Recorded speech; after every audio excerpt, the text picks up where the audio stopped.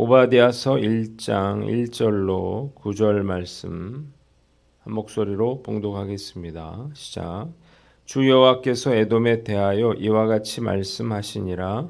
우리가 여호와께로 말미암아 소식을 들었나니 곧 사자가 나라들 가운데에 보내심을 받고 이르기를 너희는 일어날지어다. 우리가 일어나서 그와 싸우자 하는 것이니라. 보라, 내가 너를 나라들 가운데에 매우 작게 하였으므로 내가 크게 멸시를 받느니라. 너의 마음의 교만이 너를 속였도다. 바위 틈에 거주하며 높은 곳에 사는 자여, 내가 마음에 이르기를 누가 능히 나를 땅에 끌어내리겠느냐 하니, 내가 독수리처럼 높이 오르며 별 사이에 깃들일지라도 내가 거기에서 너를 끌어내리리라. 여호와의 말씀이니라. 혹시 도둑이 내게 이르렀으며 강도가 밤중에 내게 이르렀을지라도 만족할 만큼 훔치면 그치지 아니하였겠느냐. 혹시 포도를 따는 자가 내게 이르렀을지라도 그것을 얼마쯤 남기지 아니하였겠느냐.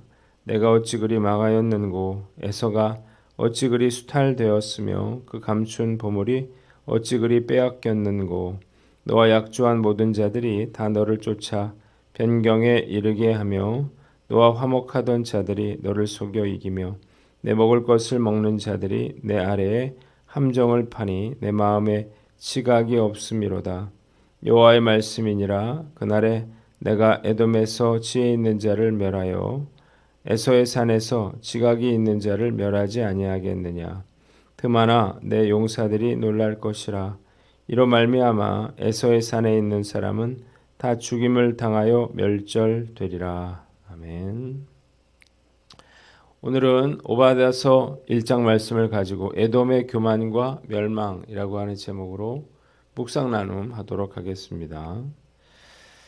오늘 본문에 하나님은 주변 열국을 일으키셔서 에돔을 심판하시겠다, 그렇게 말씀하고 계십니다.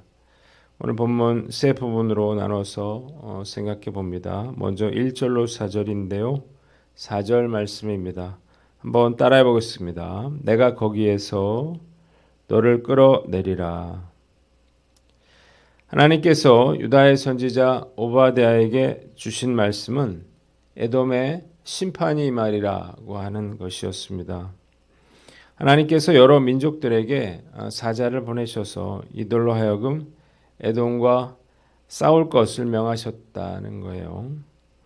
그들은 보금자리를 높은 바위 틈에 짓는 독수리처럼 천혜의 요새를 만들어 놓고 과연 누가 우리를 끌어내리겠느냐 이렇게 말했습니다. 그러나 하나님은 교만한 에돔이 독수리처럼 높이 오르고 또 별 사이에 둥지를 튼다 하더라도 내가 그곳에서 너를 끌어내리고야 말겠다, 이렇게 선언하셨습니다. 본문을 통해서 깨닫는 교훈이 있어요. 첫째로 역사의 주권자가 하나님이심을 알아라는 것입니다. 한번 따라해 봅시다. 역사의 주권자가 하나님이심을 알라. 자, 교만한 에돔을 심판하기 위해서 하나님이 주변 나라들을 일으키셨죠. 이것은 하나님께서 열방과 세계 역사의 주권자라고 하는 사실을 보여주는 것입니다. 각 나라들이 그 나라의 유익을 위해서 다른 나라와 동맹을 맺기도 하고 또 공격을 하기도 합니다.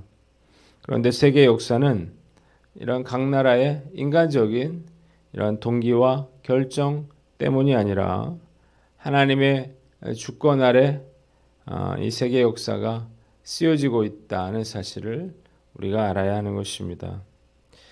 말씀을 묵상하면서 왜 우리가 나라를 위해서 기도해야 하는지, 또 세계 열방을 위해서 기도해야 하는지 그 이유를 분명히 깨닫게 되는 것입니다. 하나님께서 이 역사를 주관해 나가시기 때문이죠. 그 어느 때보다 우리가 이 나라와 민족 또 세계 열방을 위해서 기도해야 할 때라는 생각이 듭니다.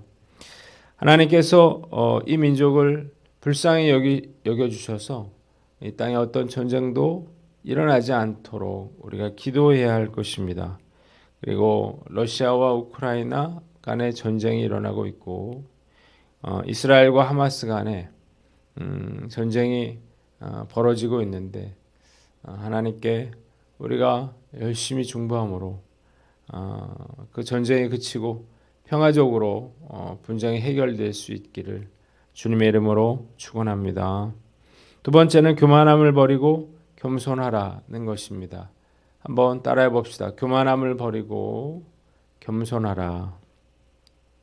에돔은 지형적인 그러한 탁월한 조건으로 인해서 안전을 보장받았습니다. 일단 에돔의 수도 페트라로 들어가는 길이 워낙 좁고 가파른 그러한 협곡이에요. 그래서 외세의 침입이 수월치 않았습니다. 그리고 또 높은 곳에 있었어요. 그래서 아래에서 위로 공격하기가 쉽지 않았겠죠. 이러한 자연 환경은 그들로 하여금 어느 나라도 자신들을 침공할 수 없다 이렇게 믿게 만들었습니다. 그래서 교만해졌고 하나님을 두려워하지 않았죠. 그러나 이것은 그들의 착각이었습니다. 하나님께서 그들을 심판하시면 그 어떤 천의 요새라도 결국 다 무너지고 말 것이기 때문입니다. 하나님은 에돔을 향해서 바위 틈에 거하며 높은 곳에 사는 자여 내가 중심에 이르기를 누가 능히 나를 땅에 끌어내리겠느냐 하니 너의 중심의 교만이 너를 속였도다 이렇게 말씀하셨는데 이것은 에돔의 대표적인 죄가 바로 교만이라고 하는 사실을 보여주는 것입니다. 하나님은 교만한 자를 낮추십니다. 그래서 그들을 열방 가운데 미약하게 만드시고 멸시를 받게 만드신 것입니다. 우리의 인생에 있어서 가장 위기의 순간은 가장 위험한 때는 위기의 순간이 아니라 교만의 순간임을 우리가 알아야 하는 것입니다. 오늘 난 어떤가 우리가 생각해 봐야 되는데 저는 혹시 제 안에 숨겨진 의인의식이 있지는 않는지 한번 돌아봤어요. 혹시라도 나 혼자 의롭다 이렇게 생각하고 다른 사람들을 정죄하고 판단하는 마음이 있다면 이것이야말로 교만에서 비롯된 마음이고 이것이야말로 저를 위기로 만들어가는 일이기 때문이에요. 오늘 난 어떤가 한번 살펴보고 우리가 교만함의 마음을 빼앗기지 않도록 늘 깨어있는 저와 여러분들 되시기를 주님의 이름으로 축원합니다. 두 번째 본문은 5절로 9절인데요. 5절을 봅니다. 내가 어찌 그리 망하였는고입니다. 자, 비록 도둑이나 강도가 들었다고 해도 다 가져가지는 못하고 원하는 것만 가져갑니다. 포도를 따가는 자들도 마찬가지예요. 그러나 하나님은 에돔이 철저하게 약탈을 당해서 아무것도 남지 않게 될 것이다. 이렇게 말씀하셨습니다. 에돔이 이렇게 철저하게 멸망당하게 될 것은 그들이 신뢰했던 동맹군들의 배신 때문이었습니다. 에돔은 모압이라든지 암몬, 두로, 시돈 등 주변 나라들과 연합해서 강대국들에 대항하고 또 서로의 안전을 도모했는데 하나님께서 에돔을 심판하실 때에 이 동맹국들이 에돔을 배신하고 속이고 쫓아내고 또 정복하게 될 것이라는 것입니다. 한번 따라해 봅시다. 원망하지 말고 하나님께 호소하라. 어려운 상황에서 우리가 사람을 믿었다가 상처받는 경우가 적지 않습니다. 절대 사람을 의지해서는 안 되는 거예요. 왜냐하면 사람은 의지할 대상이 아니라 섬길 대상이기 때문입니다. 도움이라고 하는 것은 내가 베풀 수 있을 때, 도움을 줄 수 있을 때 받을 수 있는 것입니다. 어려워지면 사람들이 피하거나 또 배신당할 수 있는 거죠. 나라와 나라 사이의 관계는 말할 것도 없는 것입니다. 나라는 철저하게 국익에 따라서 움직이죠. 만일 나라가 혼란에 빠지고 어려움에 처하게 된다면 그러면 주변 국가들과 맺었던 그러한 조약은 휴지 조각에 불과합니다. 우리가 의지할 대상은 오직 하나님 한 분밖에 없다는 사실을 알고 우리가 사람을 의지하지 않도록 주의하셔라는 것입니다. 사람을 믿었다가 상처받고 그리고 평생 동안 고통받는 분들이 있습니다. 늘 억울하고 또 누군가를 탓하며 살아요. 정말 안타까운 일입니다. 이제 와서 누군가를 탓한다고 해서 아무런 소용도 없는 일이에요. 우리가 따져야 할 대상은 사람이 아니라 하나님인 것입니다. 하나님만이 우리의 문제를 해결해 주실 수 있기 때문이에요. 그래서 우리가 이런 일이 있더라도 사람을 원망할 것이 아니라 하나님께 호소해야 하는 것입니다.